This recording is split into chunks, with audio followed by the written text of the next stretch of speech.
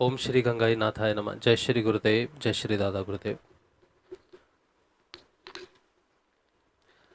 आप सबका बहुत बहुत स्वागत है आज के इस सत्संग में। और आज का जो सत्संग है उसका जो विषय है आज का वो है अ, नए सिरे से जन्म लाएगा सच्ची स्वतंत्रता। ये आध्यात्मिक विषय है और आज स्वतंत्रता दिवस है, भारत का स्वतंत्रता दिवस है। और भारत की जो स्वतंत्रता है उसका बहुत महत्व है। हर भारतीय के जीवन में उसका बहुत महत्व है। सिर्फ भौतिक रूप से आज़ादी का महत्व नहीं है, बल्कि आध्यात्मिक रूप से भी भारत की स्वतंत्रता बहुत महत्वपूर्ण है। भारत के हर व्यक्ति को भारत की स्वतंत्रता का ज्ञान होना चाहिए। हम स्वतंत्र हैं, भारत आज़ाद है, हम आज़ाद देश में रहते हैं। उस इस स्वतंत्रता की बात मैं नहीं कर रहा। भारत की स्वतंत्रता का जो मूल उद्देश्य है वो क्या है, भारत क्यों स्वतंत्र है और भारत किसकी इच्छा से स्वतंत्र है। क्योंकि कोई भी गुरु कोई भी गुरु जब अपने शिष्यों को किसी पथ की राह दिखाता है, उसको उस पथ पर चलने के लिए शिक्षा दीक्षा देता है, तो उस शिष्य की जो प्रगति है वो निर्भर करती है उसके गुरु की स्थिति पर। अगर गुरु स्वयं स्वतंत्र है तो वो अपने शिष्य को भी स्वतंत्रता दे सकता है, स्वतंत्रता के पथ पर चला सकता है।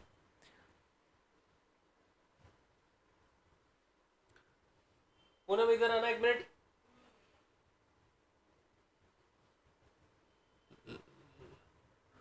ऊपर वाले में लगा दो।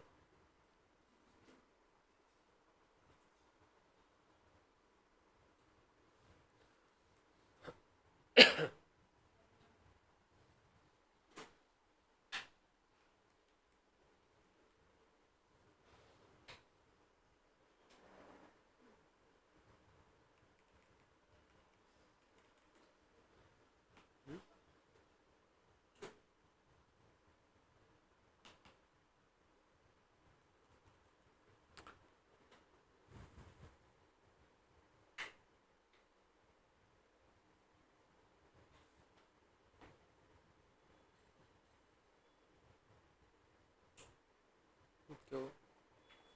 इस तरफ लगाओ, ऊपर वाले में, या फिर यहाँ से हटा के कुछ।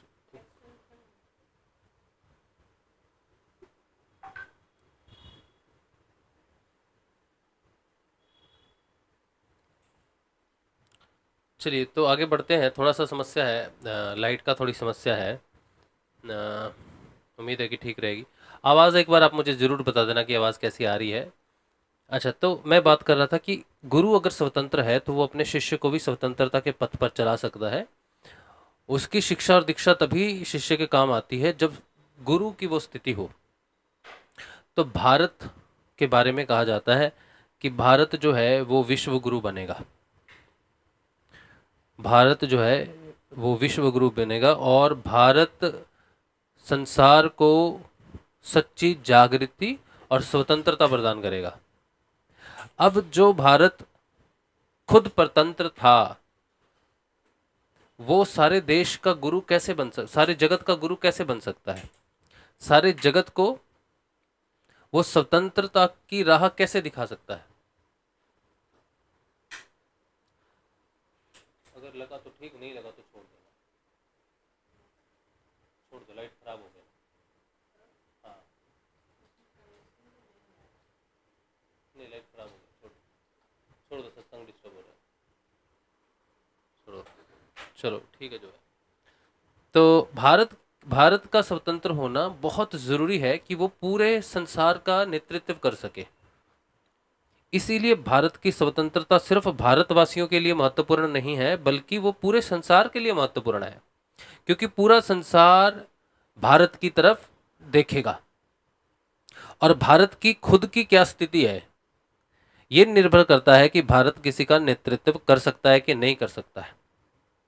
बिना स्वतंत्रता के और बिना भगवान की इच्छा के भारत पूरे संसार का नेतृत्व नहीं कर सकता।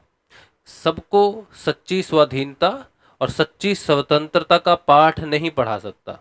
भारत का नया जन्म 15 अगस्त 1947 को हुआ, लेकिन ये सिर्फ उसका जन्म देश के रूप में नहीं है, एक नई चेतना का जन्म है। भारत का स्वतंत्रता, भारत की स्वतंत्रता एक नई चेतना की शुरुआत है। ये जो नई चेतना है ये आध्यात्मिक चेतना है। भारत स्वयं किसी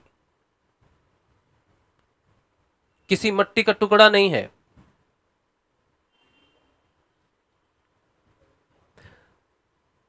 भारत एक देश मात्र नहीं है। भारत एक अभिव्यक्ति है, दिव्य अभिव्यक्ति है, एक दिव्य चेतना है। भारत की स्वतंत्रता का मतलब है दिव्य चेतना को वो स्वतंत्रता प्राप्त है हुई है, जिससे वो जो चेतना है वो पूरे संसार में फैलेगी। भारत इसीलिए विश्व गुरु कहलाएगा, क्योंकि वो पूरे संसार में अपनी सच्ची चेतना का प्रसार करेगा, आध्यात्मिक चेतना का प्रसार करेगा, जागृति का प्रसार करेगा। भारत का जन्म नए सिरे से अगर हुआ है तो वो आध्यात्मिक प्रगति के लिए हुआ है।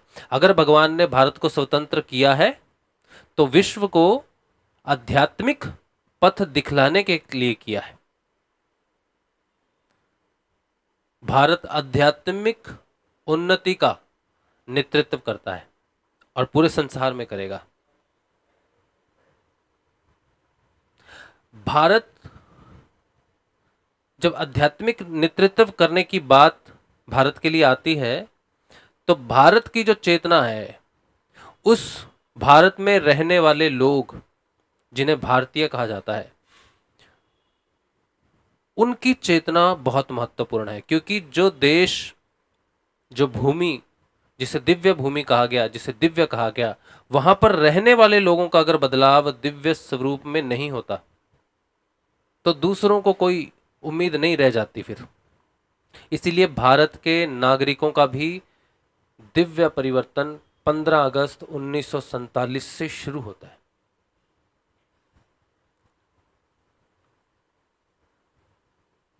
पंद्रह अगस्त 1947 महर्षि अरविंदो ने एक भाषण दिया था जो 14 अगस्त 1947 को ऑल इंडिया रेडियो पर प्रसारित हुआ था।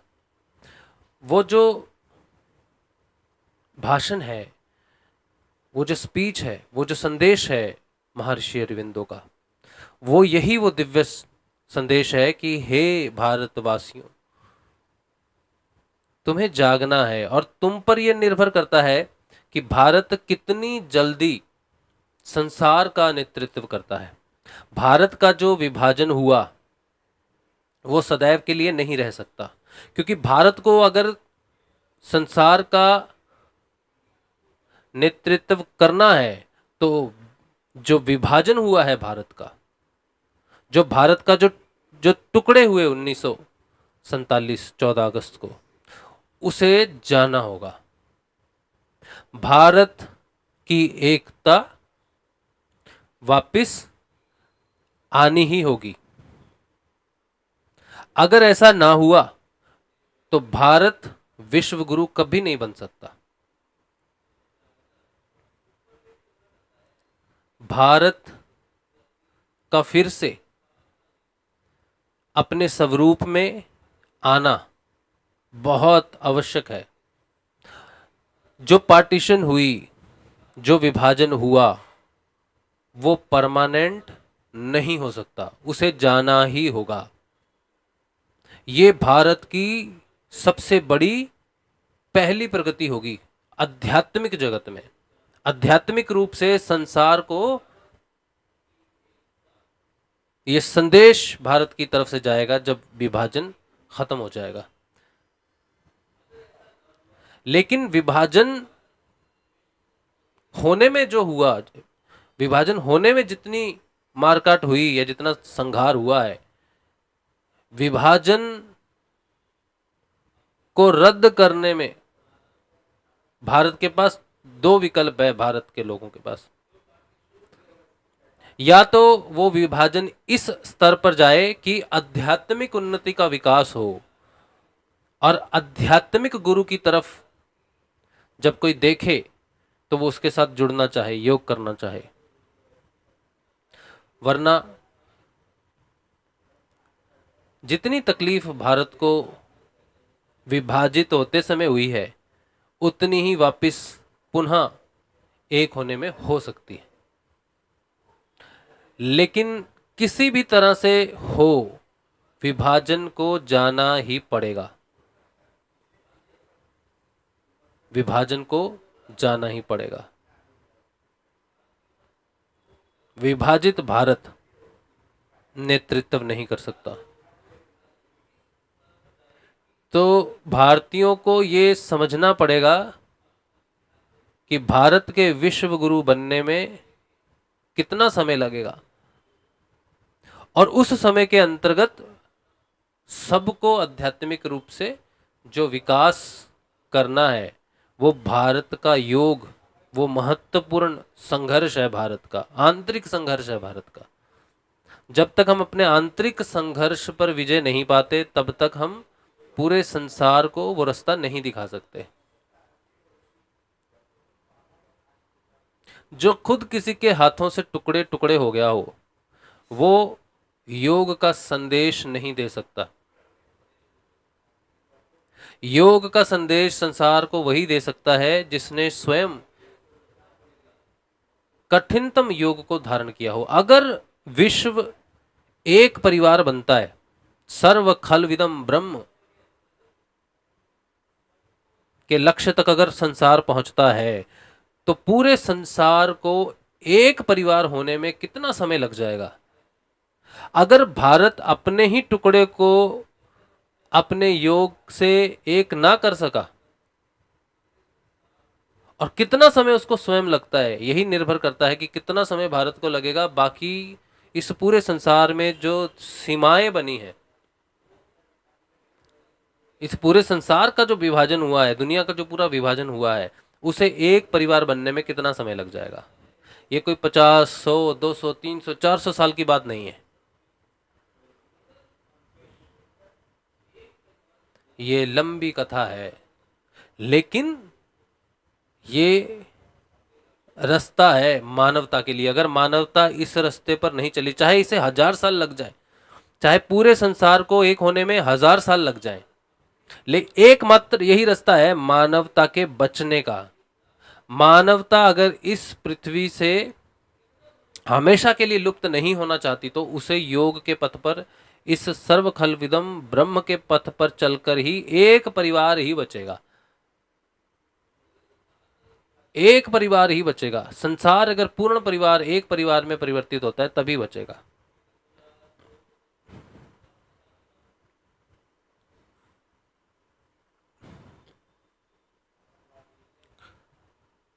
ये जो पूरे संसार में जो घटना घटेगी भौतिक रूप से, कि संसार जागेगा ब्रह्म के रूप में, दिव्य मनुष्य जब चलेगा इस धरती के ऊपर में, उससे पहले आपके अंदर दिव्यता होनी चाहिए।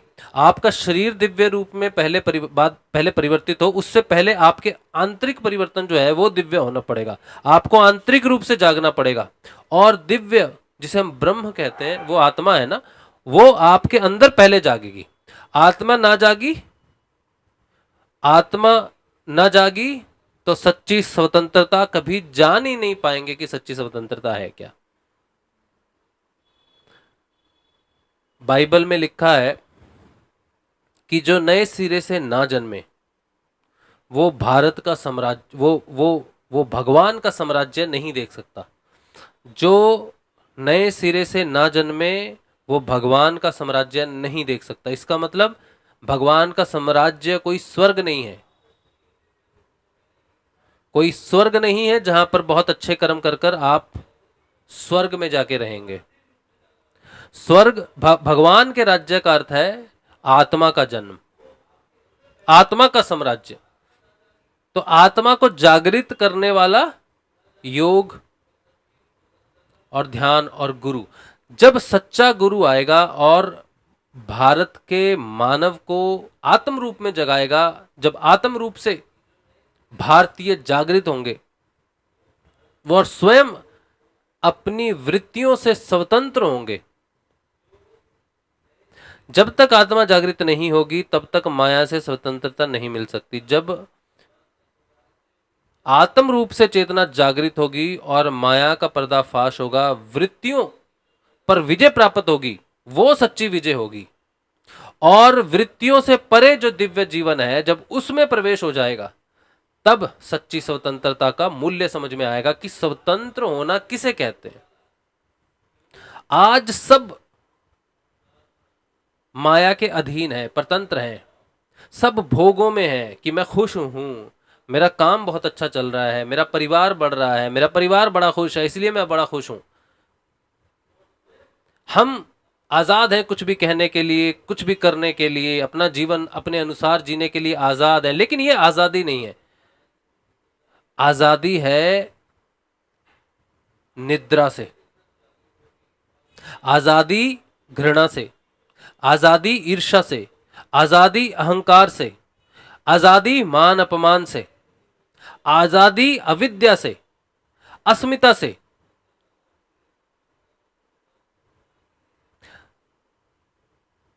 ध्यान ही सच्ची आजादी है।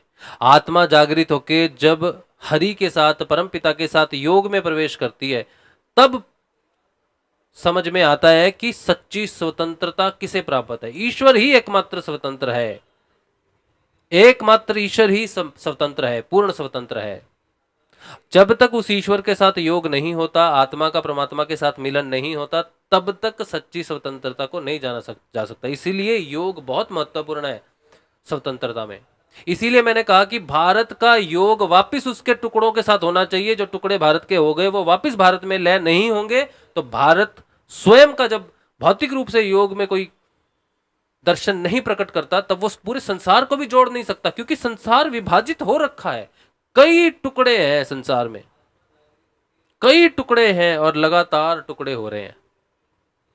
अगर भारत के टुकड़े नहीं जुड़ते तो वो संसार के टुकड़ों को नहीं जोड़ सकता। इसी तरह से जब तक मनुष्य सच्चे गुरु के अधीन होकर योग को प्राप्त नहीं करता, ईश्वर को प्राप्त नहीं करता, आत्मा को प्राप्त नहीं करता, तब तक उसको स्वतंत्रता का कुछ भी समझ में नहीं आ सकता। सच्ची स्वतंत्रता जान ही नहीं सकता कि सच्ची स्वतंत्रता जो है वो स्वतंत्र देश में रहने से नहीं है, बल्कि अपने अंदर जो माया का जो जाल है, जिस माया के अंदर जन्म और मृत्यु बार बार घटित हो रहा है, उस जन्म और मृत्यु के जाल को तोड़कर स्वतंत्र रूप से, आत्म रूप से जीवन को व्यतीत करना और पूर्ण योग की प्राप्ति करना और प्राणों पर विजय प्राप्त करना सच्ची स्वतंत्रता है। आज कोई स्वतंत्र नहीं है, कोई स्वतंत्र नहीं है। किसी के प्राण किसी के वश में नहीं है। है किसी के प्राण किसी के वश में? कोई जानता है कि मृत्यु हाथ में कैसे होती है? आज किसी की मृत्यु कब, किसी को अपनी मृत्यु का ज्ञान नहीं है। कौन कब मृत्यु को प्राप्त होगा किसी को पता नहीं है। क्यों? क्योंकि है तो तुम्हारे प्राण, तुम्हें तुम्हारे प्राण कब छोड़ के जाएंगे तुम्हें मालूम नहीं, तो वो तुम्हारे प्राण कैसे हुए? क्योंकि तुमने अपने प्राणों को जीता ही नहीं है, विजय ही प्राप्त नहीं। जब तुम्हारे प्राण ही तुम्हारे नहीं है तब तुम्हारे संबंध तुम्हारे कैसे हो सकते हैं? क्योंकि प्राणों से तो संबंध जुड़े हुए हैं, प्राणों से तो सारी हमारी भावनाएं प्राण है। जब व्यक्ति के प्राण चले जाते हैं तो कहते हैं ना, ये प्राण निकल गए इसके, अब ये शरीर रह गया, व्यक्ति नहीं है, व्यक्ति चला गया। प्राण के जाने से ही चेतना चली जाती है, ऐसा माना जाता है। तो प्राण क्यों चले गए तुम्हारी इच्छा के बिना? एकमात्र जब आत्मा जागृत होती है तभी प्राणों पर अधिकार होता है। जब प्राणों पर अधिकार हो जाएगा तब मृत्यु तुम्हारे हाथ में है, तब जीवन तुम्हारे हाथ में है। जब जीवन तुम्हारे हाथ में है तब तुम कह सकते हो कि मैं जीवित हूं, तब तुमने जीवन को प्राप्त किया, तब तुमने जीवन को जीता है, तब स्वतंत्रता है मृत्यु से। आज मृत्यु किस समय तुम्हें पाश में बांध लेगी तुम्हें नहीं मालूम, लेकिन अगर तुम प्राण को जीत लो, जीवन को जीत लो, मृत्यु को जीत लो, तो तुम स्वतंत्र हो गए जन्म और मृत्यु से। यही सच्ची स्वतंत्रता है। भारत का स्वतंत्रता दिवस बहुत महत्वपूर्ण है।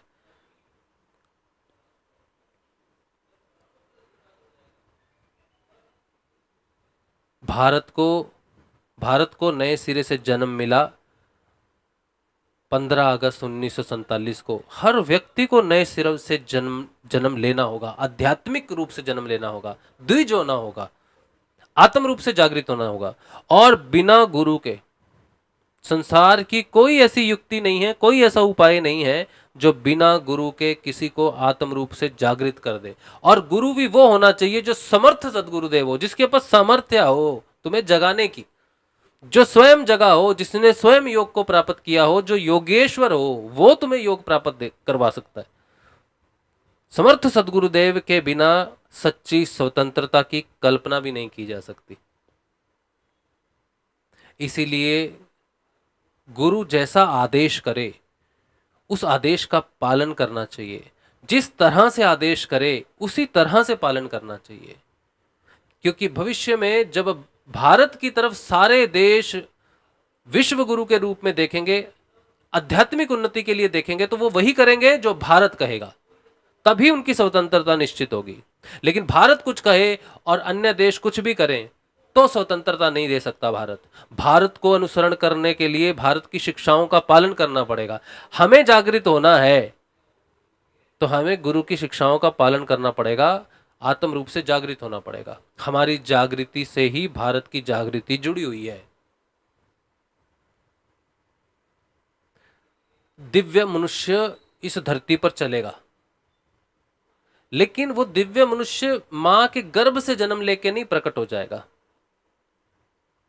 कि नया दिव्य मानव जो है मां के गर्भ से अब नए दिव्य बच्चे जन्म ले रहे हैं। ऐसी घटना नहीं घटेगी। जो मनुष्य धरती पर चल रहा है, जो आज जो मनुष्य है, इसी का रूपांतरण होगा, चलते फिरते रूपांतरण होगा, जीवन जीते हुए रूपांतरण होगा, सांस लेते हुए रूपांतरण होगा। और वो सिर्फ और सिर्फ तभी हो सकता है जब जीवन में हो, जीवन है तभी योग संभव है।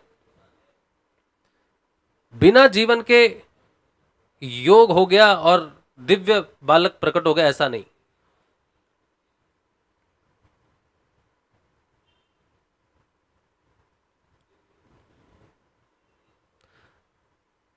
तुम जन्म ले चुके, शरीर रूप में ले चुके, भौतिक माता पिता ने भौतिक शरीर को जन्म दे दिया। अब आत्म रूप से जागृत होने के लिए गुरु का अनुसरण करना जरूरी है। गुरु जो मंत्र देता है, जो दीक्षा देता है, उस मंत्र में उसके स्वयं की चेतना होती है।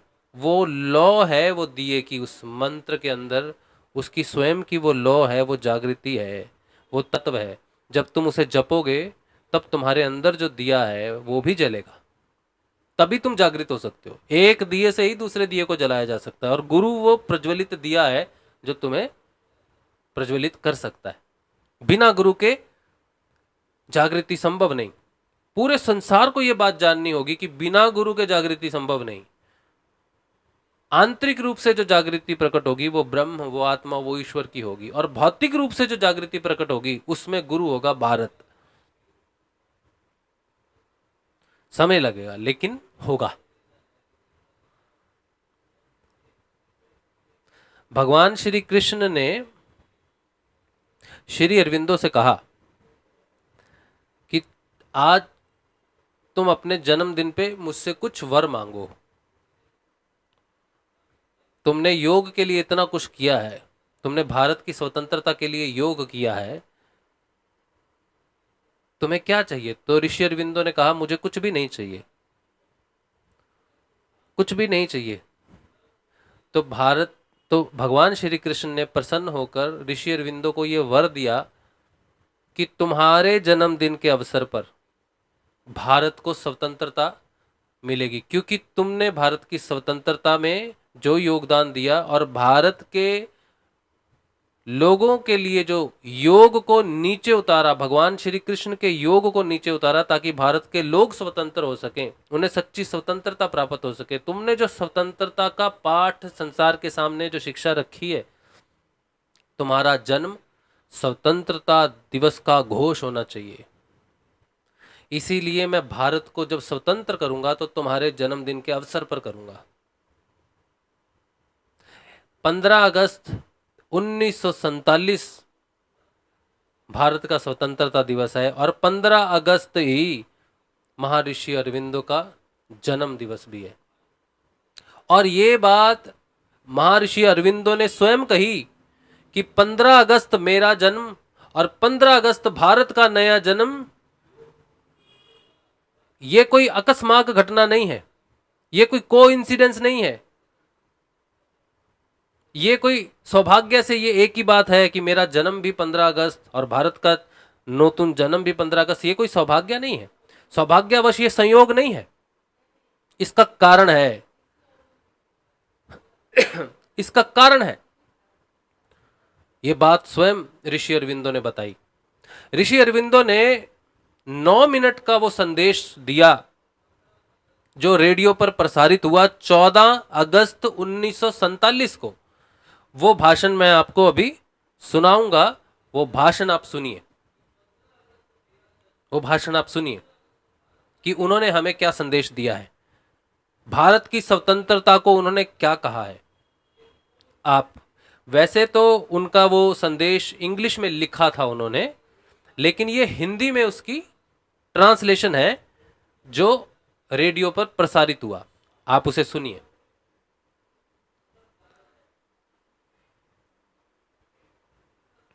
स्वाधीन राष्ट्र के रूप में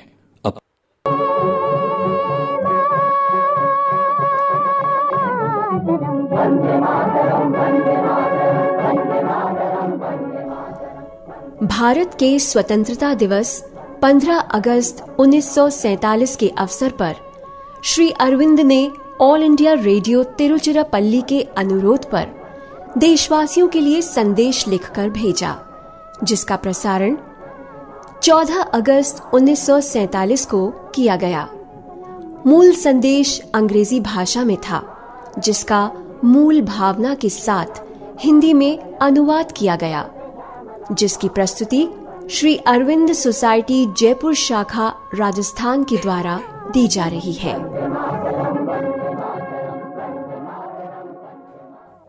15 अगस्त 1947 स्वाधीन भारत का जन्मदिन है। ये दिन भारत के लिए पुराने युग की समाप्ति और नए युग का प्रारंभ सूचित करता है।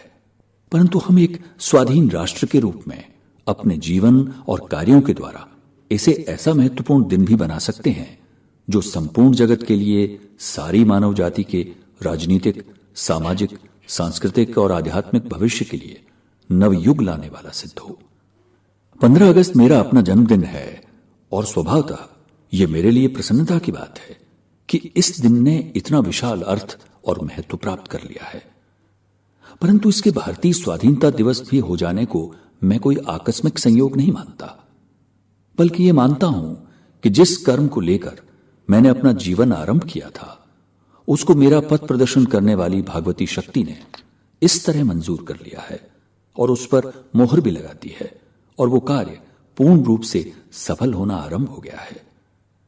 निसंदेह आज के दिन मैं प्रायः उन सभी जागतिक आंदोलनों को, जिन्हें मैंने अपने जीवन काल में ही सफल देखने की आशा की थी, यद्यपि उस समय वे असंभव स्वप्न जैसे ही दिखाई देते थे, सफल होते हुए या अपनी सफलता के मार्ग पर जाते हुए देख सकता हूं। इन सभी आंदोलनों में स्वाधीन भारत एक बड़ी भूमिका अच्छी तरह अदा कर सकता है और एक प्रमुख स्थान ग्रहण कर सकता है। इन स्वप्नों में पहला था एक क्रांतिकारी आंदोलन जो स्वाधीन और एकीभूत भारत को जन्म दे। भारत आज स्वाधीन हो गया है, पर उसने एकता नहीं प्राप्त की। एक समय प्राय ऐसा दिखता था मानो अपने स्वाधीन होने की प्रक्रिया में ही वो फिर से उस पृथक पृथक राज्यों की अव्यवस्थापूर्ण स्थिति में जा गिरेगा जो विजय से पहले विद्यमान थी। परंतु सौभाग्य से अब ऐसी प्रबल संभावनाएं हो गई है कि यह संकट टल जाएगा और अभी पूर्ण न सही पर एक विशाल और शक्तिशाली एकत्व अवश्य स्थापित हो जाएगा।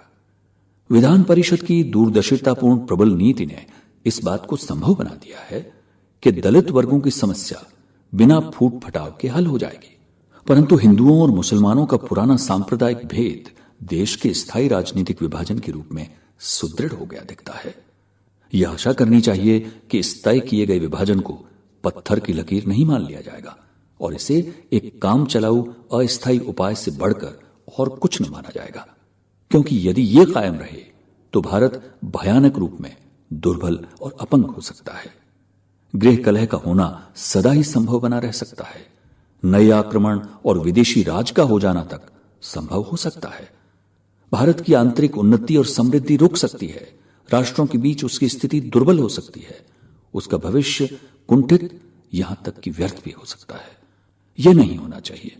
देश का विभाजन अवश्य दूर होना चाहिए। हम आशा करें कि यह कार्य स्वाभाविक रूप से ही हो जाएगा। न केवल शांति और मेल मिलाप की, बल्कि मिलजुल कर काम करने की भी आवश्यकता को उत्तरोत्तर समझ लेने और मिलजुल कर काम करने के अभ्यास और उसके लिए साधनों को उत्पन्न कर लेने से यह संपन्न हो जाएगा। इस प्रकार अंत में एकता चाहे किसी भी रूप में आ सकती है। उसके ठीक ठाक रूप का व्यावहारिक महत्व भले ही हो, पर कोई प्रधान महत्व नहीं। परंतु चाहे किसी भी उपाय से हो, चाहे किसी भी प्रकार से हो, विभाजन अवश्य हटना चाहिए। एकता अवश्य स्थापित होनी चाहिए और स्थापित होगी ही, क्योंकि भारत के भविष्य की महानता के लिए यह आवश्यक कदम है। मैंने एक और सपना देखा है कि एशिया की जातियों का पुनरुत्थान और स्वातंत्र्य और मानव सभ्यता की उन्नति के कार्य में एशिया का जो महान स्थान पहले था, उसी स्थान पर उसका वापस लौटाना। एशिया जग गया है। उसके बड़े बड़े भाग स्वतंत्र हो गए हैं या इस समय बंधन मुक्त हो रहे हैं। इसके अन्य भाग जो अभी परतंत्र या अंशतः परतंत्र हैं, वे भी किसी तरह घोर संघर्षों से गुजरते हुए स्वतंत्रता की ओर बढ़ रहे हैं। केवल थोड़ा ही करना बाकी है और वो आज न सही कल जरूर पूरा होगा। उसमें भारत को अपनी भूमिका अदा करनी है और उसने एक ऐसी सामर्थ्य और योग्यता के साथ करना शुरू कर दिया है जो अभी से उसकी संभावनाओं की मात्रा को और स्थान को सूचित करती है, जिसे वो राष्ट्रों की सभा में ग्रहण कर सकता है। मैंने एक और सपना देखा है कि एक विश्व संघ जो समस्त मानव जाति के लिए एक सुंदरतर, उज्ज्वलतर और महत्तर जीवन का बाहरी आधार निर्मित करे। मानव संसार का वो एकीकरण प्रगति के पथ पर है। एक अधूरा प्रारंभ संगठित किया गया है, पर वो बड़ी भारी कठिनाइयों के विरुद्ध संघर्ष कर रहा है, किंतु उसमें एक वेग है और वो अनिवार्य रूप से बढ़ता चला जाएगा और अंत में विजयी होगा। इस कार्य में भी भारतवर्ष ने प्रमुख भाग लेना प्रारंभ कर दिया है और यदि वो उस अधिक विशाल राजनीतिज्ञता को विकसित कर सके जो वर्तमान घटनाओं और तात्कालिक संभावनाओं से ही सीमित नहीं होती, बल्कि भविष्य को देख लेती है और उसे निकट लाती है, तो भारत की उपस्थिति मंद एवं भीरुतापूर्ण विकास और दत्त एवं साहसपूर्ण विकास में जो महान भेद है उसे प्रदर्शित कर सकती है। जो कार्य किया जा रहा है उसमें विपत्ति आ सकती है और वो उसमें बाधा डाल सकती है या उसे नष्ट कर सकती है, किंतु तो भी अंतिम परिणाम निश्चित है, क्योंकि एकीकरण प्रकृति की आवश्यकता है, अनिवार्य गति है। इसकी आवश्यकता राष्ट्रों के लिए भी स्पष्ट है, क्योंकि इसके बिना छोटे छोटे राष्ट्रों की स्वाधीनता किसी भी क्षण खतरे में पड़ सकती है और बड़े और शक्तिशाली राष्ट्रों का भी जीवन असुरक्षित हो सकता है। इसलिए इस एकीकरण में ही सबका हित है और केवल मानवीय निशक्तता और मूर्खतापूर्ण स्वार्थपरता ही इसे रोक सकती है। परंतु यह भी प्रकृति की आवश्यकता और भगवान की इच्छा के विरुद्ध हमेशा नहीं ठहर सकती। परंतु एक बाहरी आधार ही पर्याप्त नहीं है। अंतर्राष्ट्रीय भाव और दृष्टिकोण भी अवश्य विकसित होने चाहिए। अंतर्राष्ट्रीय पद्धति और संस्थाएं भी अवश्य प्रादुर्भूत होनी चाहिए। शायद इस प्रकार की प्रगतियां भी पैदा हों, जैसे कि दो या अनेक देशों का एक संघ नागरिक होना, संस्कृतियों का आपस में ऐच्छिक दान प्रतिदान या उनका स्वेच्छापूर्वक घुलना मिलना।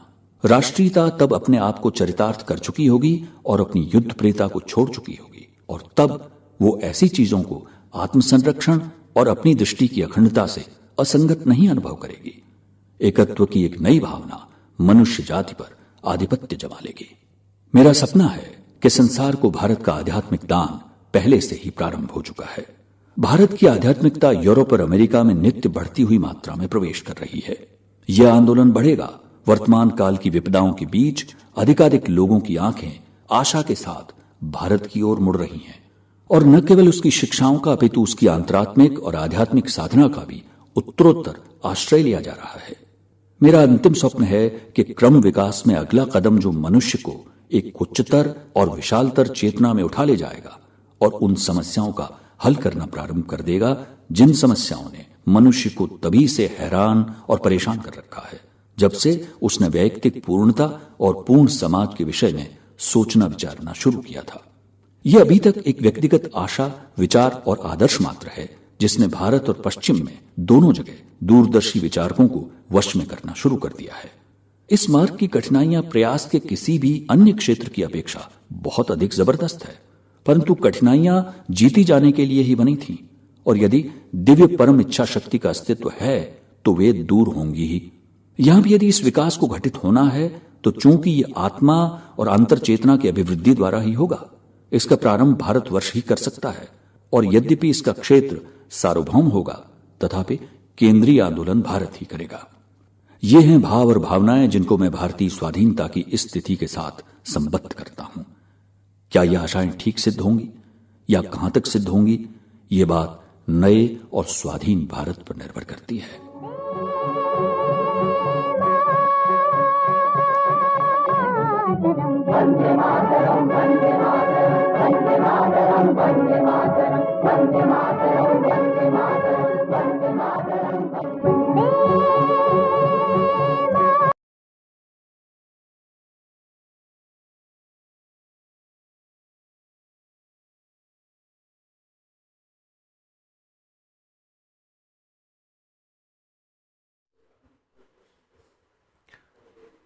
तो अभी जो आपने सुना वो ऋषि अरविंदो का एक मैसेज है, एक संदेश है जो आपने अभी सुना, और ये संदेश उनका इंग्लिश में लिखा हुआ था जिसका ट्रांसलेशन हुआ, अनुवाद हिंदी में किया गया और फिर उसे प्रसारित किया गया। ये आवाज़ महर्षि अरविंदो की नहीं है, ये तो रेडियो पर किसी की आवाज़ है जिन्होंने उनके संदेश को बोलकर सारे भारत को बताया कि ये महर्षि अरविंदो का हम सब के लिए एक संदेश है। तो वही संदेश आपने आज सुना, और महर्षि अरविंदो का जो संदेश है उसमें उन्होंने वही बात कही है जिस पर हमारा आज का सत्संग आधारित है कि विभाजन जाना चाहिए, पार्टीशन मस्ट गो। अगर आप गुरुदेव जी के सारे वीडियो सुनोगे तो गुरुदेव जी ने इसी विषय के ऊपर में भी अपने एक दीक्षा प्रोग्राम में यह बात कही थी, और महर्षि अरविंदो का संदर्भ भी दिया था कि महर्षि अरविंदो के अनुसार द पार्टीशन मस्ट गो, तभी भारत जो है वो अपनी स्थिति को समस्त संसार के आगे रख सकता है। जैसा कि महर्षि अरविंदो ने कहा कि अगर ऐसा ना हुआ तो बहुत छोटे छोटे राष्ट्र हैं जो कभी भी पराधीन हो सकते हैं।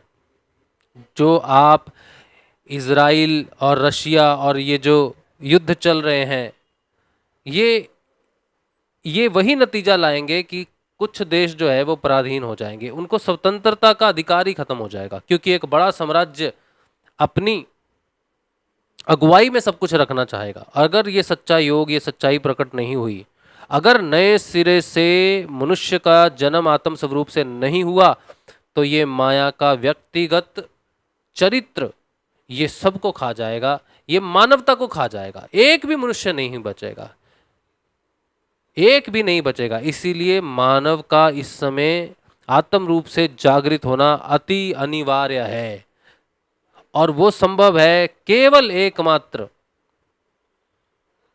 नाम जप से।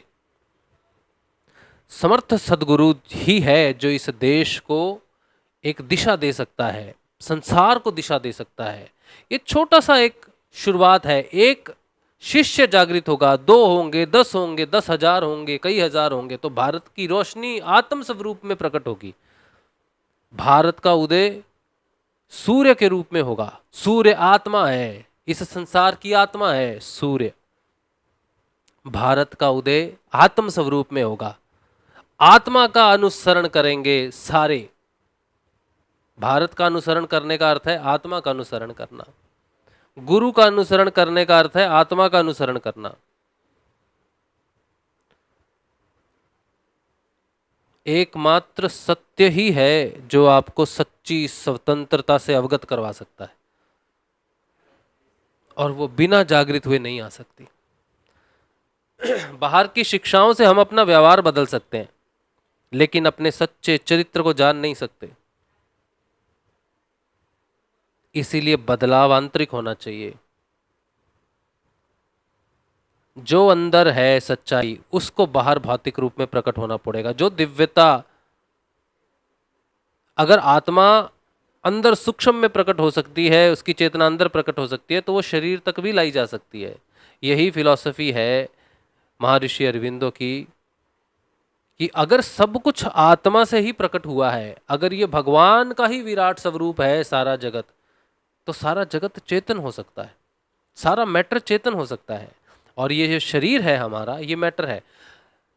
साधुओं ने, संतों ने जब तपस्याएं की, साधनाएं की और आत्म रूप से जागृत हुए, तो वो असेंड कर गए। लेकिन महर्षि अरविंदो ने जिस योग को प्रकट किया है, वो योग नीचे उतरता है, मैटर में उतरता है, यानी कि हमारे शरीर तक उतरता है। इस शरीर को दिव्य किया जा सकता है, इस शरीर का परिवर्तन दिव्य स्वरूप में किया जा सकता है।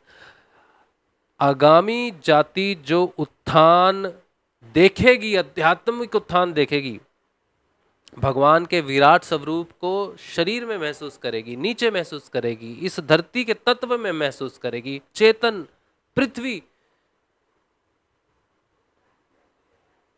चेतन पृथ्वी का साक्षात्कार होगा। आज पृथ्वी को मृतलोक कहा जाता है। आज हमारी पृथ्वी पर हम जितने भी लोग जन्म लेते हैं और मर जाते हैं, इसीलिए हमारे इस संसार को, हमारे इस पृथ्वी के परिवार को मृतलोक कहा जाता है। लेकिन वो समय दूर नहीं है जब ये नाम बदल जाएगा। तब पृथ्वी को मृतलोक नहीं कहा जाएगा, तब पृथ्वी को दिव्य लोक कहा जाएगा।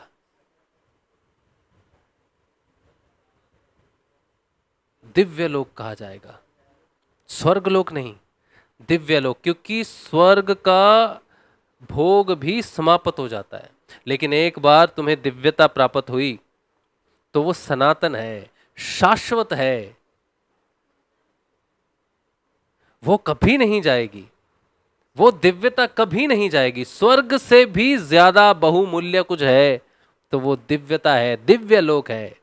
पृथ्वी का विकास दिव्य लोक में आत्म उत्थान से होगा।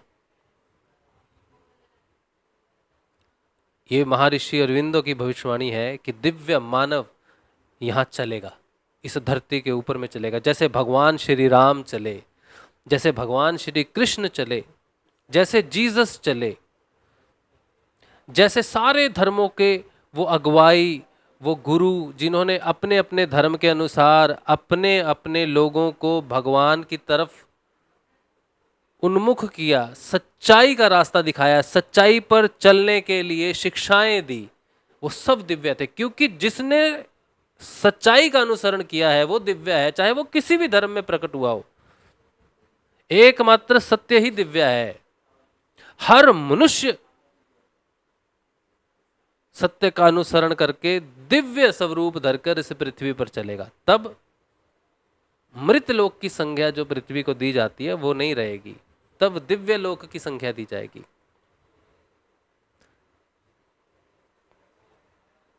स्वर्ग नीचे उतर जाएगा, स्वर्ग के सारे सुख नीचे उतर जाएंगे, क्योंकि सच्ची स्वतंत्रता प्राप्त होगी तो पृथ्वी को होगी। इसलिए पृथ्वी का पूर्ण रूप से स्वतंत्र होना बड़ा अनिवार्य है। लेकिन उसके लिए एक राज्य, एक भारत का स्वतंत्र सबसे ज्यादा मुख्य है, क्योंकि इसकी स्वतंत्रता से ही पूरी पृथ्वी के, पूरे देश की, पूरी संसार की स्वतंत्रता जुड़ी हुई है। भारत की आध्यात्मिक उन्नति ही संसार की आध्यात्मिक उन्नति के रूप में आगे स्थान प्राप्त करेगी। 15 अगस्त छोटा दिन नहीं है, सिर्फ भारत के लिए महत्वपूर्ण नहीं है, पूरे संसार के लिए एक दिन 15 अगस्त महत्वपूर्ण होगा। आज का जो सत्संग है ये आपकी स्वयं की स्वतंत्रता से जुड़ा हुआ है। सिर्फ भारत की स्वतंत्रता को हम भारत के झंडे लहरा के कि हाँ हम स्वतंत्र हुए, हाँ बड़ी खुशी हुई। अब तुम्हारे स्वतंत्र होने का समय है। तुम्हारा देश स्वतंत्र हो चुका है, लेकिन अब तुम्हारे स्वतंत्र होने का समय है। इसलिए अपनी स्वतंत्रता के लिए योग की तरफ अपना कदम बढ़ाओ। और वो योग नहीं जो फिजिकल एक्सरसाइज है, पार्क में जाके करते हैं, अलोम विलोम करते हैं, वो योग नहीं है। योग है आत्मा का परमात्मा के साथ मिलना। समर्थ सदगुरुदेव की शरण में आके उनका दिया नाम और उनका ध्यान कीजिए, तभी आत्म जागृति संभव है। बिना आत्म जागृति के तुम्हें स्वतंत्रता प्राप्त नहीं होगी। तुम जान ही नहीं पाओगे कि योग क्या है। योग आंतरिक है। अगर आप सिद्ध योग में आना चाहते हैं, आत्म जागृति के इस पथ पर आना चाहते हैं, तो मैं आपको अपना व्हाट्सएप नंबर दे रहा हूँ। आप मेरे व्हाट्सएप नंबर पर सिर्फ इतना मैसेज भेजिए कि हमें सिद्ध योग की जानकारी दीजिए। मैं आपको गुरुदेव की सारी जानकारी भेज दूंगा। सिद्ध योग पूर्ण रूप से निःशुल्क है, कहीं भी आने जाने की जरूरत नहीं है, कोई ट्रेनिंग नहीं है। सिर्फ गुरुदेव की दिव्य आवाज़ में आपने संजीवनी मंत्र को सुन लेना है और उसी संजीवनी मंत्र को मन ही मन आपने जपना है। हर समय जप सकते हैं उसको, उसके लिए कोई समय निर्धारित नहीं है। बैठ के जपना है, पूर्व मुख में जपना है, सुबह जपना है, शाम को जपना है। हर समय 24 आवर्स आप कुछ भी काम कर रहे हो, हर समय आप उस मंत्र को जप सकते हो। लैटरिंग करते हुए, बाथरूम करते हुए, कहीं जा रहे हो, कुछ भी कर रहे हो, खा रहे हो, हर समय आप उस मंत्र को जप कर सकते हो मन ही मन में। और स्त्रियां 30 दिन जाप कर सकती हैं।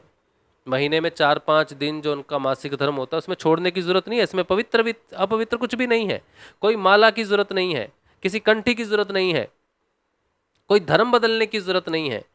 गुरु जो मंत्र देता है वो किसी धर्म से संबंधित नहीं है, उसमें उसकी चेतना वास करती है।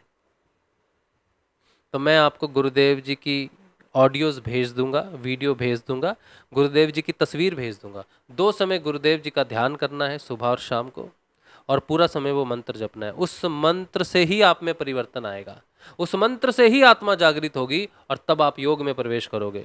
और इसका उदाहरण मैं आपके सामने बैठा हूं। अगर आप ये कहें कि गुरुदेव से मिलने जाना है, गुरुदेव से मिल के बात करेंगे, तो गुरुदेव सशरीर नहीं है। और आपका ये जानना जरूरी है कि गुरु अगर शरीर है तो वो तो समय के अधीन रह जाएगा। गुरु तत्व जो है वो समय अतीत है, वो शरीर नहीं है। और मेरे विषय में मैं ये कह सकता हूं कि मैं अपने गुरुदेव से कभी भी नहीं मिला। 2014 में मैंने दीक्षा ली, तब गुरुदेव जी सशरीर में थे, लेकिन मैं गुरुदेव से मिला नहीं। ऑनलाइन यूट्यूब के माध्यम से गुरुदेव की एक वीडियो मिली जिसमें गुरुदेव की आवाज़ थी, और ऑनलाइन ही मैंने गुरुदेव की फ़ोटो को डाउनलोड किया। मैंने ध्यान शुरू किया, नाम जप शुरू किया, कुंडलिनी जागृत हुई, क्रिया योग में प्रवेश किया। 5 वर्षों बाद जब समय आया जागृति का, तो 2019 में आत्म रूप से चेतना आई, तब मैंने ध्यान में प्रवेश किया। तब मेरा स्वयं ध्यान लगने लग गया, जिसे इंद्रियातीत ध्यान कहते हैं, जिसे योग कहते हैं, आत्मा का परमात्मा के साथ मिलन कहते हैं, जहाँ वृत्तियों का परिवर्तन आरंभ होता है, जहाँ जन्म और मृत्यु की सीमा खत्म हो जाती है। आज मैं गुरुदेव से नहीं मिला, इस बात का मुझे बड़ा शौक रहता था, लेकिन आज मुझे बड़ी प्रसन्नता है कि जब मैं नए लोगों को गुरुदेव के बारे में बताता हूँ तो मैं उन्हें ये कहने में मुझे बड़ी प्रसन्नता होती कि अगर मैं अपने गुरुदेव से कभी मिला नहीं और गुरुदेव के ब्रह्मलीन होने के बाद अगर मुझे आत्मचेतना आती है उनका ध्यान और उनका नाम जपते हुए, तो तुम सब में आ सकती है। गुरु शरीर नहीं है, मेरे गुरुदेव शरीर नहीं है। अगर शरीर होते तो 2017 के बाद, उनके ब्रह्मलीन होने के बाद मुझ में चेतना आती ही नहीं। गुरु शरीर नहीं है, ये समर्थ सदगुरुदेव है। इंसान कहीं किसी भी संसार के किसी भी कोने में बैठा हो, जो इनकी तस्वीर का ध्यान करेगा और जो उनका मंत्र जपेगा, उसको आत्मचेतना जरूर आएगी। तो मैं आपको अपना व्हाट्सएप नंबर दे रहा हूं, ये मेरा व्हाट्सएप नंबर है 8777211139। मेरा नाम राज शिव है। आप मुझे व्हाट्सएप भेजेंगे कि राजशिव भाई आप हमें योग की डिटेल भेज दीजिए। आप और गुरुदेव की तस्वीर और गुरुदेव का मंत्र, तीसरा कोई नहीं है बीच में। सारे परिवर्तन स्वयं आएंगे, कुछ छोड़ना नहीं, कुछ पकड़ना नहीं, कोई नॉन वेज वेज कुछ किसी चीज़ का कोई बीच में कुछ भी नहीं है। स्वतंत्र हो आप। योग आपको स्वतंत्र करता है, बंधन नहीं बांधता। गुरुजी कहते हैं गुरु तो भाई स्वतंत्र करता है, बंधन थोड़ी बांधता है कि ये मत करो वो मत करो। बस एक ही चीज़ है, जब हम किसी साधना में आते हैं, योग पथ में आते हैं, तो गुरु का ही अनुसरण करना चाहिए।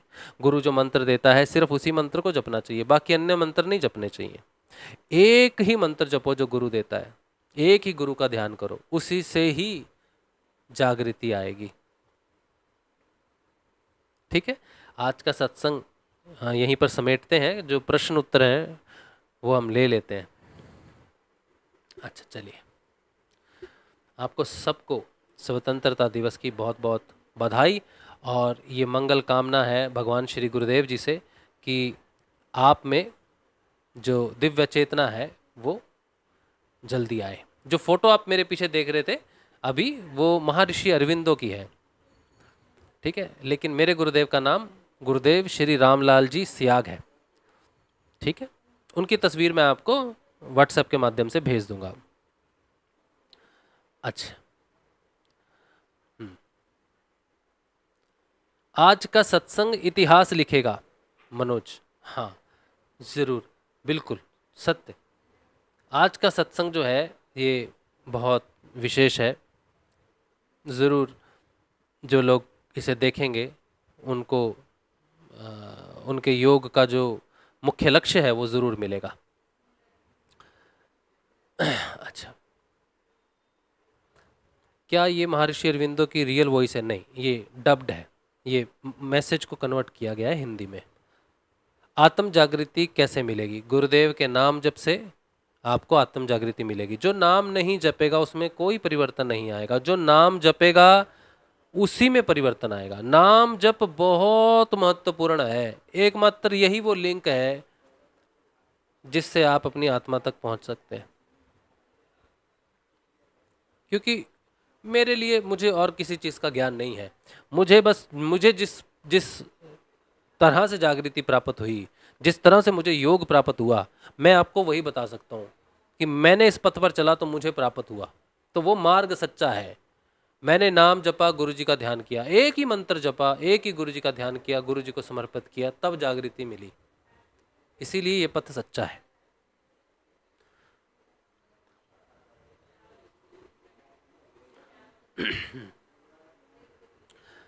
हाँ, रीना जी कह रहे हैं बहुत खूब। हाँ, रीना कह रही हैं लेकिन भाई नाम जाप और गुरु जैसी चीज़ पे बहुत कम लोग विश्वास करते हैं। सभी लोग बाहरी पूजा पाठ ही करते हैं, उसी पर विश्वास करते हैं। ये तो दुर्भाग्य है मनुष्य का।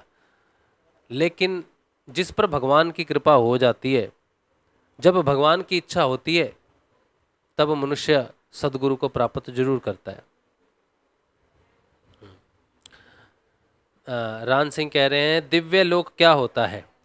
दिव्य लोक क्या होता है? जब आप आत्मा का साक्षात्कार करोगे और जब आपको एक आनंद की अनुभूति होगी। आप कष्ट में हो, दुख में हो, या आप मान सम्मान में हो, क्रोध में किसी को देखते हो, ईर्ष्या में किसी को देखते हो, जब आप इन सब चीज़ों को देखने लग जाओगे और ये आप में नहीं रहेंगी, आपको प्रभावित नहीं करेंगी, जब आप इस माया के जाल से अपने आप को मुक्त देखेंगे, दूर देखेंगे, तब आपको उस दिव्यता की अनुभूति होगी, उस आनंद की अनुभूति होगी। इसे बताया नहीं जा सकता रान सिंह जी, इसे सिर्फ अनुभव किया जा सकता है। ये इंद्रियातीत है, लेकिन आप इसे इसी शरीर में अनुभूत कर सकते हैं। लेकिन जब करेंगे तभी जानेंगे कि सच्ची स्वतंत्रता ही दिव्य है, स्वतंत्रता ही दिव्यता है। अभी तो सपना ही लग रहा है भाई। क्यों नहीं लगेगा? जब तक वो मिलेगा नहीं तब तक तो उस चीज़ को बताया नहीं जा सकता। लेकिन है सच्ची बात है रान सिंह। मैं हम इस चीज़ का दावा, मैं तो इसलिए इस बात को बार बार बोलता हूँ कि जब मैंने वो चीज़ को जाना है, मैंने अनुभूत किया है। मैं किसी पुस्तक से पढ़कर नहीं बता रहा आपको कि आत्म जागृति क्या है, ध्यान क्या है, स्वतंत्रता क्या है। ये कोई पुस्तक का अनुवाद नहीं है। मैं आपको मेरी अंदर घट रही घटनाओं को बता रहा हूँ, और मेरे अंदर जो घटनाएं घटी वो नाम जप से घटी। तो गुरुदेव ने जो कुछ भी अपनी वाणी में नाम के संबंध में कहा, गुरुओं ने आज तक जितने भी गुरु आए, सच्चे गुरु आए, और उन्होंने नाम जप के विषय में जो कुछ भी कहा है वो पूर्ण सत्य है। ये मैंने जाना, अपने जीवन में जाना, इसीलिए मैं ये सत्संग करके सबको बता रहा हूँ कि नाम जप में बहुत शक्ति है। मैं अपना अनुभव बता रहा हूँ, मैं अपना बदलाव बता रहा हूँ।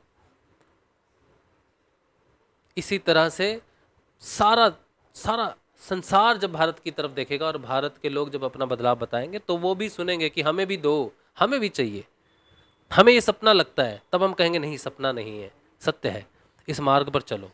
लेकिन समय लगता है रण सिंह, अधीर नहीं होना चाहिए, क्योंकि जब घड़ा पक जाएगा तभी उसमें जल डाला जाना चाहिए। कच्चे घड़े में जल नहीं डाला जा सकता, इसलिए अधीर मत हो जाओ। जो गुरु ने तुम्हें नाम जप दिया है, ध्यान दिया है, उस नाम जप को जपो। तुम निर्धारित नहीं कर सकते कि तुम जागृत कब होगे। तुम्हारे अधीर होने से तुम्हारी जागृति का कोई संबंध नहीं है, तुम और भी दूर हो जाओगे। सहज भाव से जो गुरु ने आज्ञा दी है उसी को जपो। वही जानता है कब तुम्हारी जागृति का प्राण, कब वो अपनी आत्मा को तुम में उड़ेलेगा, कब तुम जागृत होगे, ये वो डिसाइड करेगा। अधीर नहीं होना।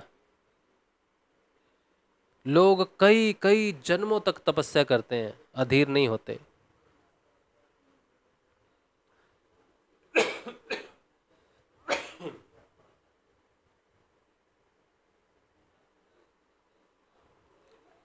ठीक है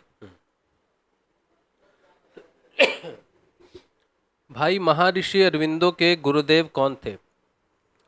विवेकानंद जी जो हैं वो महर्षि अरविंदो के गुरु थे। इसके अलावा भी महर्षि अरविंदो ने योग का प्रशिक्षण लिया, लेकिन वो जानकारी पूर्ण मुझे नहीं है। वो आप उनकी विकिपीडिया पर देखोगे तो आपको पता चलेगा।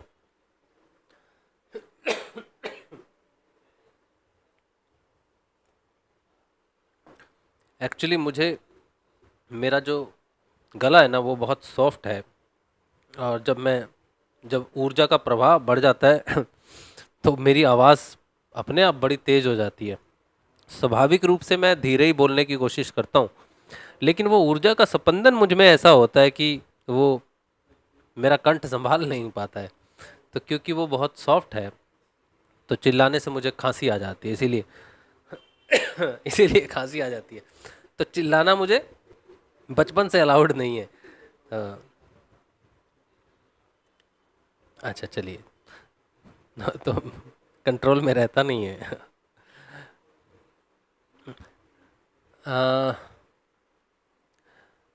गुरु सियाग सिद्ध योग, ये आइडिया है इनका।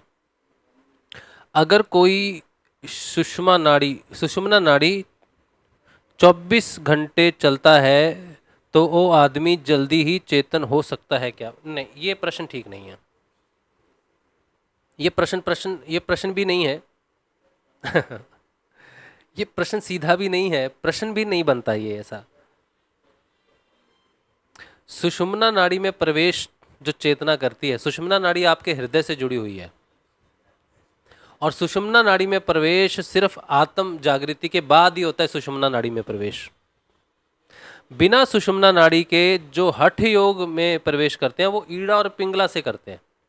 सुषुम्ना नाड़ी में हठ योगी प्रवेश तब करता है जब आत्मा जागृत होती है। देखो, एक गुरु भाई ने एक बार मुझे हठ का मतलब समझाया था लिख के। तो उन्होंने कहा, देख राशिद भाई, ह लिखते हैं ना, ह, तो उसके पैर में जो ऐसे करके लास्ट में ऐसे लिखते हैं ना, ह, मैं उल्टा लिख रहा हूँ, आपको उल्टा दिखेगा, तो ये जो ऐसे करके नीचे में होता है ये चंद्र है, ह। और ठ लिखते हैं ना ऐसे करके, तो ये सूर्य का निशान है। तो हठ जो है ईड़ा और पिंगला, सूर्य नाड़ी और चंद्र नाड़ी के योग से हठ योग होता है। हठ योगी सुषुम्ना नाड़ी में उसका कोई काम नहीं है। हठ योगी सुषुम्ना में प्रवेश नहीं कर, हठ योग से सुषुम्ना में प्रवेश ही नहीं कर सकते। सुषुम्ना में तो प्रवेश सिर्फ आत्म जागृति के बाद होता है। तो जो आत्म जागृत हो गया वो सुषुम्ना नाड़ी में प्रवेश करता है, तो फिर चेतन होने का सवाल ही पैदा नहीं होता, जल्दी चेतन होने का सवाल ही पैदा, चेतन होने के बाद ही सुषुम्ना नाड़ी में प्रवेश होगा तुम्हारा। ठीक है, तो इसीलिए मैंने कहा कि प्रश्न सही नहीं बना आपका कि 24 घंटे चलता है सुषुम्ना नाड़ी। सुषुम्ना नाड़ी नहीं चलती, ईड़ा पिंगला चलती है 24 आवर्स। कभी ये चलती है, कभी ये चलती है। जब आत्मा जागृत हो जाती है तब बीच की नाड़ी चलती है, सुषुम्ना नाड़ी। ठीक है, सुषुम्ना नाड़ी के अंदर भी कुछ सूक्ष्म नाड़ियां हैं और भी।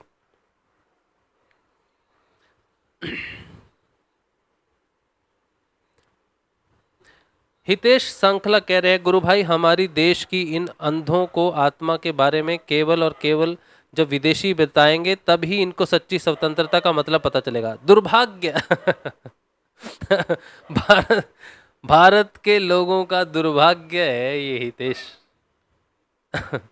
सही बात कही आपने, बिल्कुल। हमारी बात नहीं सुनेंगे, कोई नहीं सुनेगा, मेरी बात कहीं नहीं पहुंचेगी। बस इतना ही है मेरा योगदान, उतना ही है कि मैं अपनी स्वतंत्रता को, अपने अनुभव को बताता रहूं कि जब, क्योंकि मुझे सुनेंगे विदेश वाले, अपने नहीं सुनेंगे। मेरे अपने मुझे कभी नहीं बर्दाश्त नहीं करेंगे। ये तो विदेश वाले ही हमें देखेंगे, हमें जानेंगे और वो हमारा संकट दूर करेंगे। गुरु भगवान ने कहा था, विवेकानंद जी ने कहा है कि हमारे पास धन नहीं है, आर्थिक रूप से भारत बहुत कमज़ोर है, लेकिन आध्यात्मिक रूप से भारत सक्षम है। तो भारत विदेश को आध्यात्मिक ज्ञान देगा जो मैं दे रहा हूँ, और विदेश हमें आर्थिक सहयोग देगा जो नहीं मिल रहा हमें।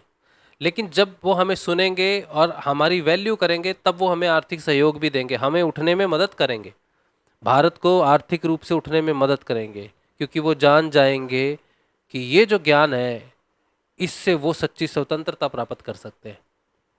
लेकिन हमारे भारत में भारतीय को सपोर्ट नहीं करेगा।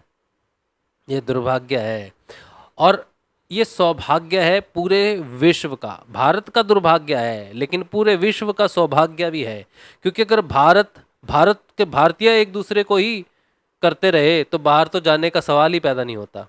जब हमें अपने ही भारत में सहयोग नहीं मिलेगा तब हम बाहर जाएंगे ही जाएंगे, क्योंकि हमें जो चाहिए वो दे सकते हैं, इसीलिए हम उनके पास जाएंगे और फिर वो भारत आएंगे, फिर वो भारत के पास आएंगे। इसीलिए कुछ लोगों को तो संघर्ष जीवन में करना ही होगा।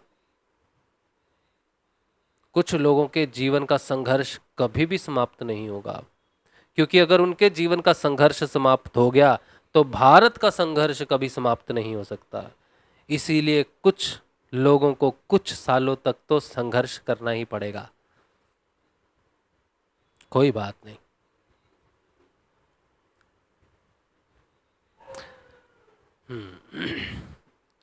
कॉन्शियसनेस उज्जवल, एक फोर्स ने मुझे इल्यूजन में डाला, मंत्र जपते समय दूसरा वर्ड आ रहा है, उसको माया समझो और भूल जाओ।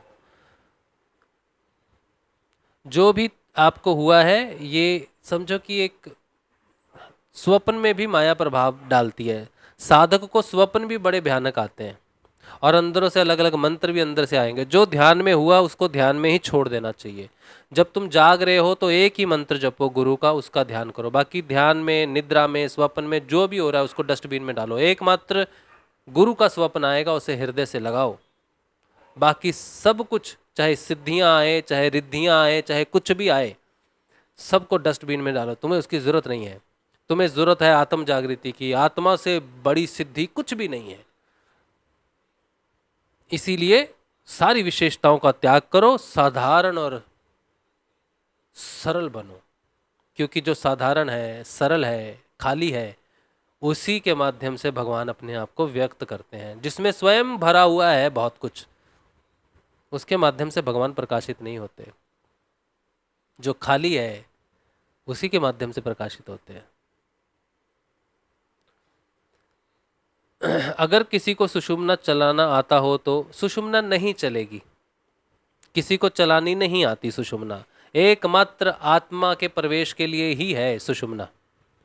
कोई नहीं चला सकता सुषुम्ना को, एकमात्र गुरु ही है जो सुषुम्ना नाड़ी में प्रवेश करने के लिए आत्मा को जागृत करता है। वहां सिर्फ आत्म चेतना प्रवेश करती है। हितेश संकला कह रहे हैं आज स्वतंत्रता के नाम पे सबको 15 अगस्त के अलावा कुछ नहीं आता, और जब मैं मेरी उम्र के बड़े बूढ़ों को देखता हूँ तो इनमें मुझे बहुत अंधकार दिखता है। अंधकार पूरे भारत में है। जब तक जागृति नहीं आएगी तब तक वो प्रकाश होगा नहीं। तो सबको योग करना पड़ेगा और सबको तभी प्रकाश की प्राप्ति होगी। सत्य ही वो प्रकाश है और वो सिर्फ योग से ही प्राप्त हो सकता है। तो हम तो सिर्फ अपना परिवर्तन बता सकते हैं सबको। गुरु सियाग सिद्ध योग इनका आईडी है। कह रहे 3 तरह से सुषुम्ना चला सकते हैं। ठीक है गुरु भाई, आप चलाइए तब सुषुम्ना। मैं क्या कर सकता हूँ, क्या ही बोल सकता हूँ आपको। आप चलाइए सुषुम्ना। हितेश कह रहे हैं गुरु भाई भारत को उठाने के लिए ही जीसस ने प्राण त्यागे, नहीं तो वो आए ही थे आत्मा की जागृति फैलाने के लिए। हाँ, उन्होंने तो अपने शिष्यों को यही कहा था कि जो बदलाव मैं तुम्हें देना चाहता हूँ उसे तुम धारण करने के लिए अभी योग्य नहीं हो, इसीलिए इंतज़ार करो। 2000 वर्षों बाद फिर से वो चेतना प्रकट होगी जो आत्मा को तुम में उड़ेलेगा और तुम्हें सत्य का ज्ञान करवाएगा। तो तुम उसकी प्रतीक्षा करना। Not many days hence. तो वो मैनी डेज हैंस मतलब 1 दिन 1000 साल के अनुसार लिया गया, तो 2000 साल से ज़्यादा नहीं लगेगा। उससे पहले वो दिव्य आत्मा प्रकट होगा। फिर तुम्हें पानी से बपतिस्मे की ज़रूरत नहीं पड़ेगी। फिर वो आत्मा उड़ेलेगा और तुम भविष्य देखोगे।